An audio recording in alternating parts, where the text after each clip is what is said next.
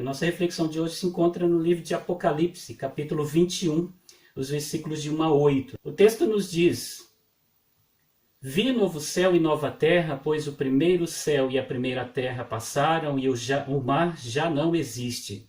Vi também a cidade santa, a nova Jerusalém, que descia do céu da parte de Deus, ataviada como noiva, adornada para o seu esposo.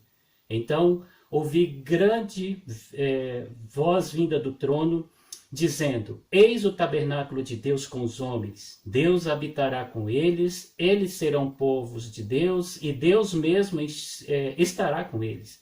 E lhes enxugará dos olhos toda lágrima, e a morte já não existirá, já não haverá luto, nem pranto, nem dor, porque as primeiras coisas passaram.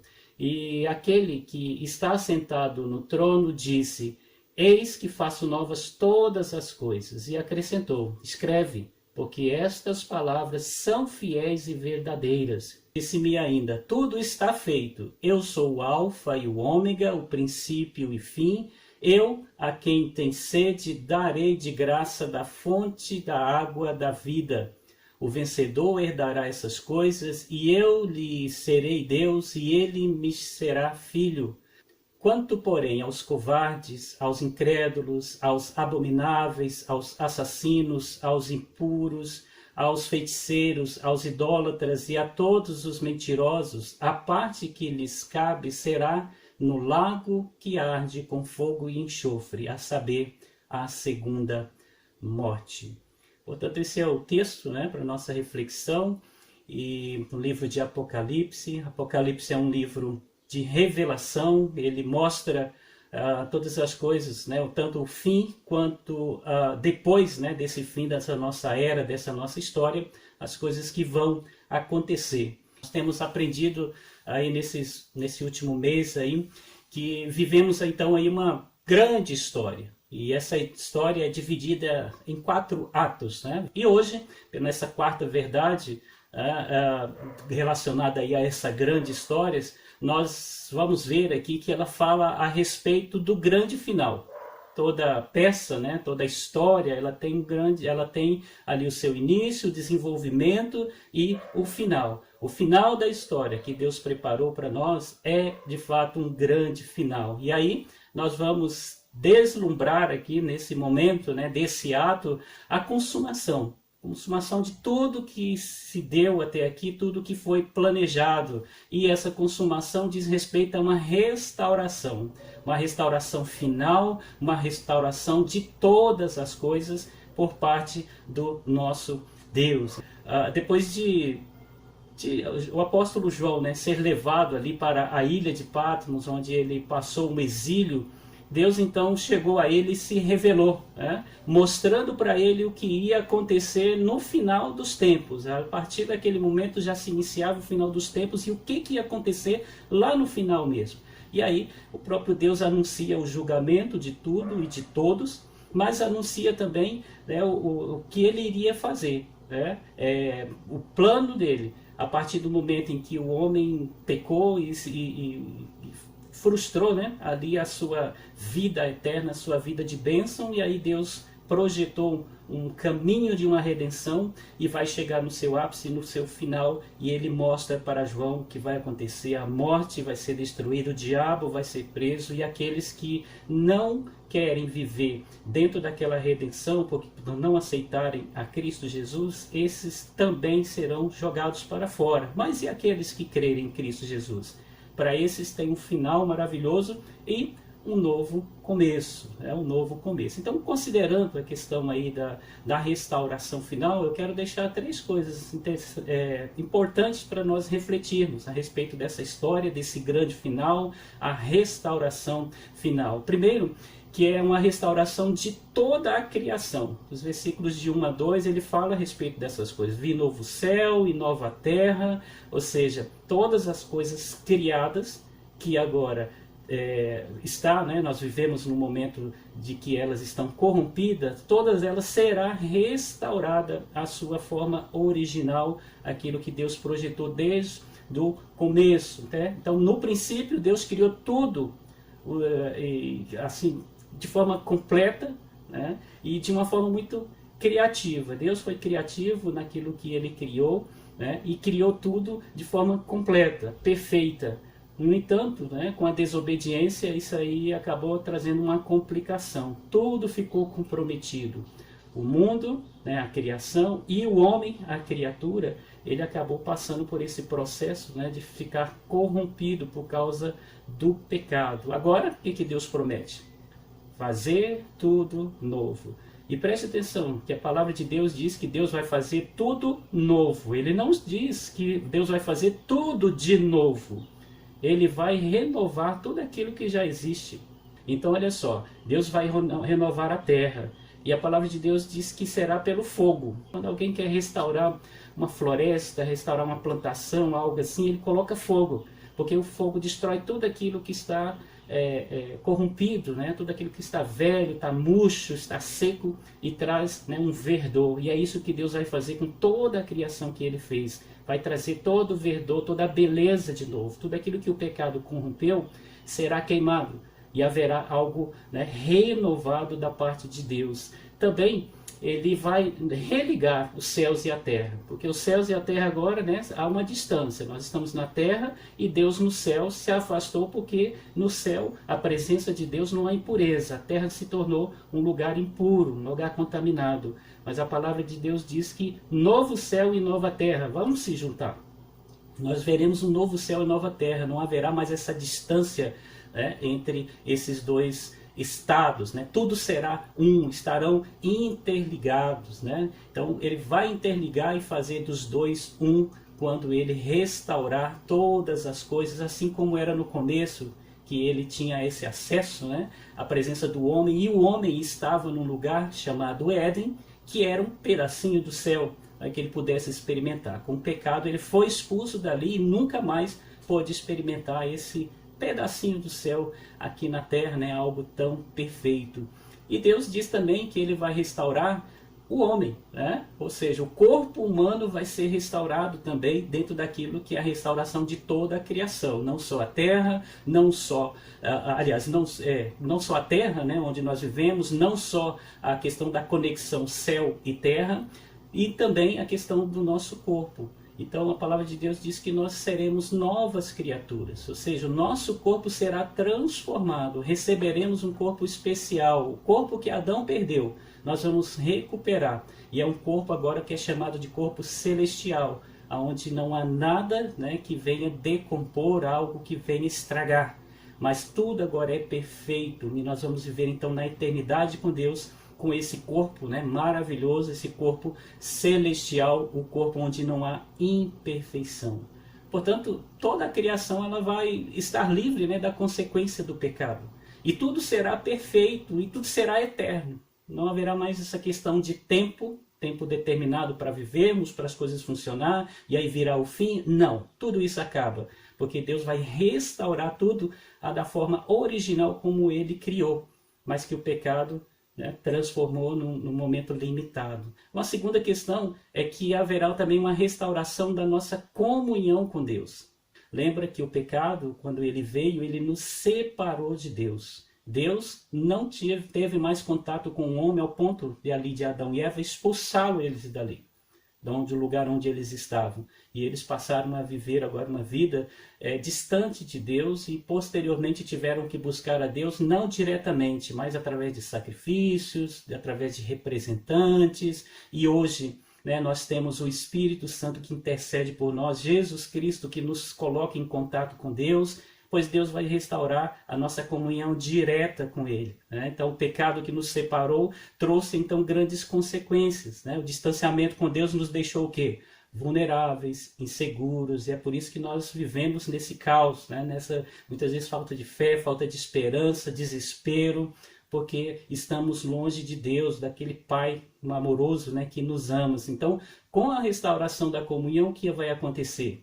Nós vamos ver a face de Deus, estaremos na presença dele face a face. Ninguém mais viu Deus depois de Adão, né? Mas veremos a partir do momento que toda essa comunhão foi restaurada plenamente, porque ele estará conosco, né? Os versículos 3 e 4 falam a respeito disso, que nós estaremos com Deus, seremos o tabernáculo de Deus, a morada de Deus, estaremos morando com ele nessa eternidade, tá? Também nós não vamos sentir dor, nós não vamos sentir perda, nós não vamos sentir insegurança, né? Por quê?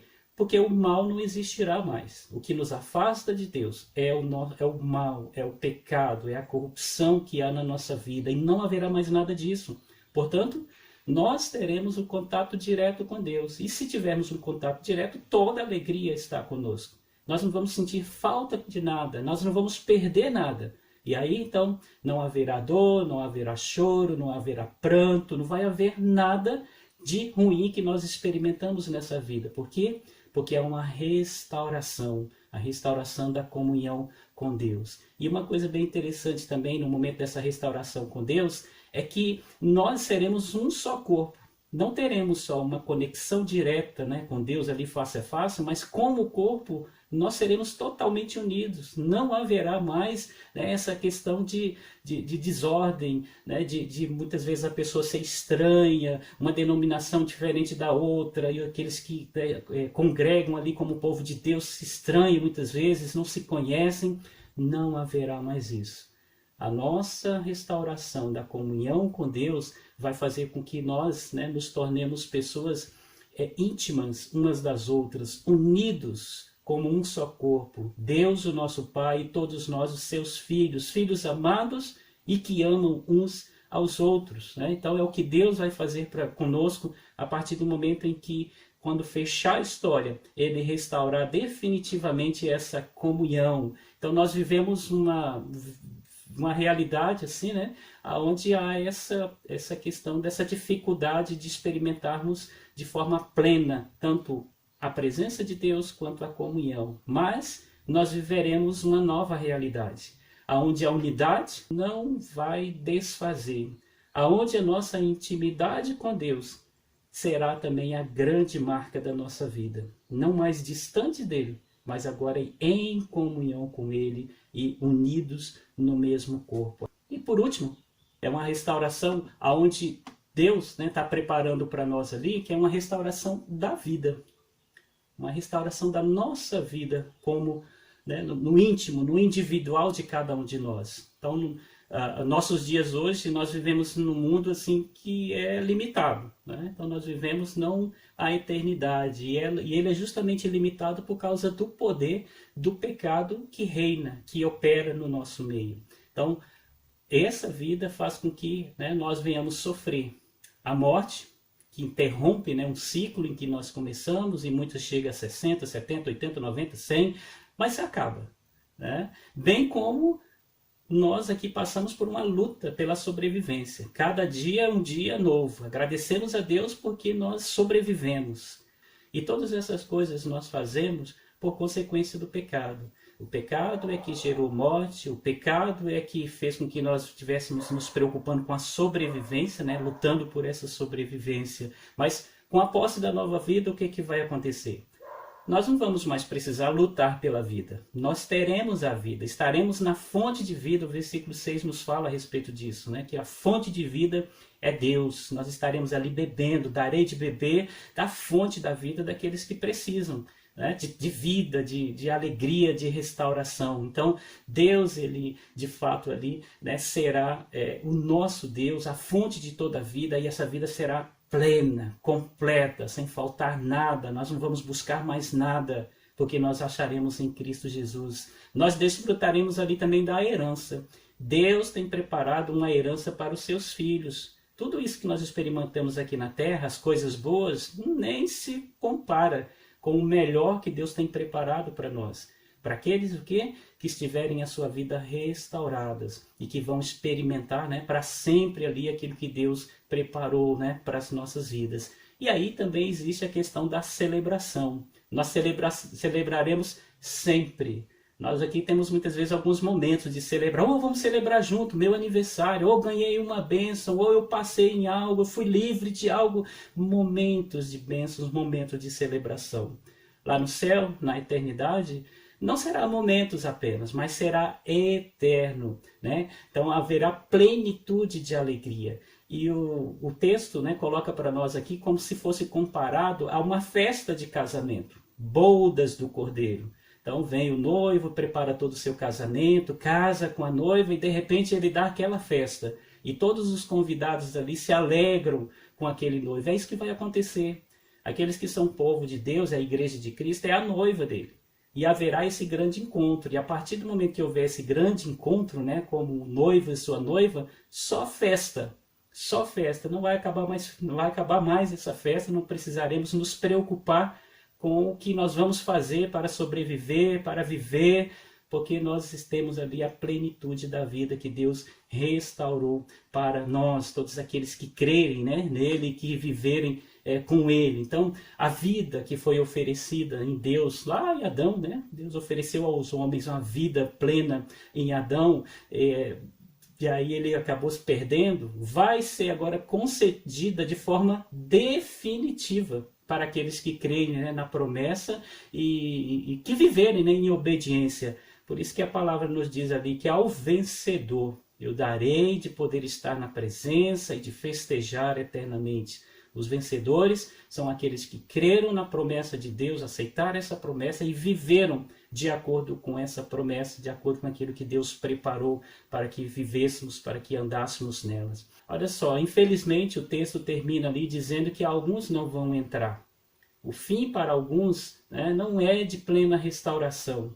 O que Deus tem preparado para os seus filhos é no final restaurar. Mas para que haja uma restauração, as coisas ruins precisam ser tiradas.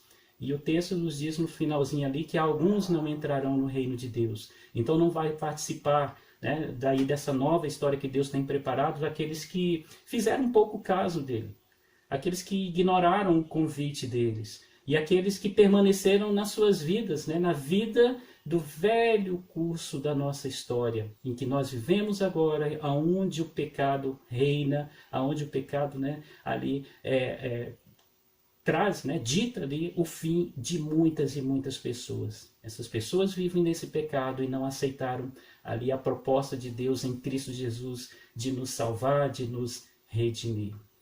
Que Deus possa nos ajudar, que nós possamos compreender que nós vivemos nesse mundo uma história que começou de forma maravilhosa. Deus criou tudo perfeito e o homem tinha a oportunidade de viver essa história perfeita. Mas, infelizmente, houve a desobediência. O homem caiu e, em consequência disso, veio toda essa tragédia, né, que nós vivemos aí, fugindo de Deus, longe de Deus, fugindo dele, fazendo as coisas erradas e aí condenados para uma destruição. Mas Deus providenciou a redenção para aqueles que crerem nele. Jesus Cristo veio, morreu, ressuscitou para não só pagar o pecado, mas também dar a oportunidade de nós entrarmos na presença de Deus, nos céus, né, na presença de Deus e gozar essa eternidade com ele. E aí ele diz que haverá um grande final. E nesse final, onde ele vai restaurar todas as coisas, nós, os que cremos, estaremos sendo restaurados para poder viver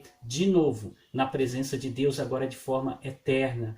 O começo, que começou tão bem ali, mas que, né, acabou se desvirtuando, será agora reparado na vida daqueles que creem. Né? Deus, então, dará vida eterna e plena àqueles que crerem.